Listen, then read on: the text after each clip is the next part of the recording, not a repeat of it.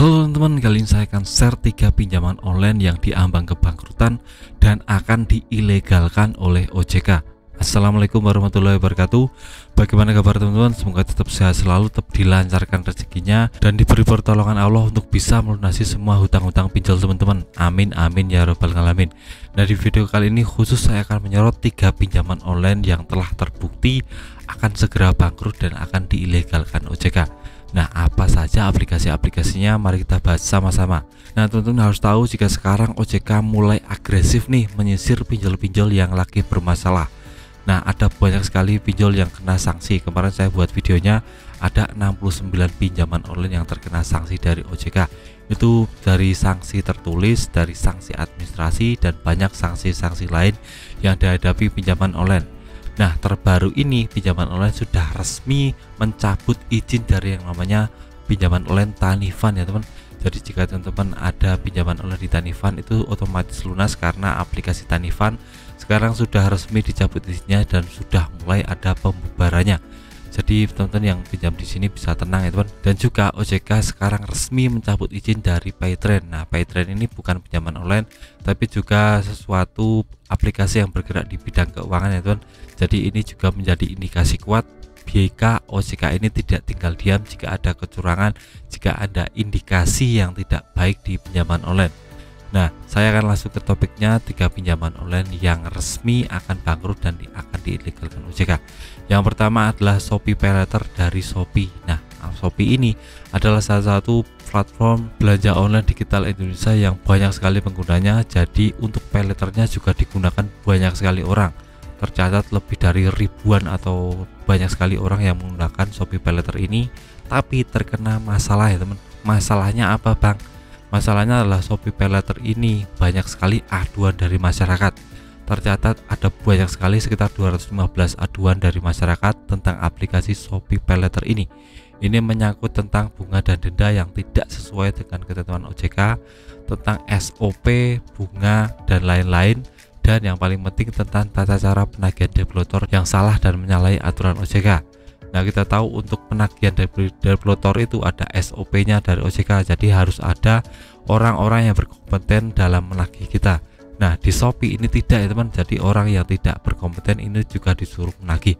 Jadi OJK menangkap sinyal ini dan langsung memberikan sanksi administrasi kepada Shopee PayLater. Nah, ke depan mungkin saja Shopee PayLater karena banyak sekali rasio orang yang galbay akan bangkrut ya teman, karena kalau kebanyakan orang galbay itu lama-lama modalnya juga terkuras, dan mungkin ke depan juga akan diilegalkan oleh OJK karena berbagai masalah ini. Kita tahu sanksinya belum dicabut dari masih terkena sanksi yang namanya Shopee PayLater itu.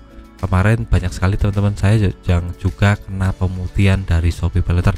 Jadi pinjamannya, kreditnya dari yang tadinya banyak jadi 0 rupiah karena ada pemutihan dari Shopee PayLater.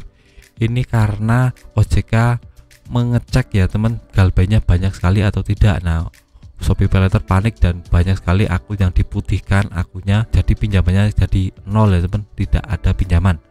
Terus itu yang pertama. Untuk yang kedua adalah Investri. Nah, kalau Investri ini kasusnya beda ya teman. Investri ini kasusnya karena kekurangan modal. Nah, OJK menetapkan modal minimal untuk bisa jadi pinjaman online itu sekitar 250 miliar. Untuk Investri tidak bisa menyanggupi ini. Investri sekarang ada modal 48 miliar dan liabilitasnya 101 miliar, jadi di total sekitar 150 miliar. Padahal nilai minimalnya 250 miliar, jadi kurang 100 miliar ya teman. Jadi Investri ini banyak sekali dikeluhkan oleh nasabahnya karena ada yang galbay banyak sekali. Jadi Investri ini ada 2 teman, jadi kita bisa menjadi pemodal dan kita juga bisa menjadi peminjam. Nah, khusus untuk pemodalnya, jika umpamanya kita galbay, maka pemodal dan peminjam ini lama-lama akan goyang ya teman.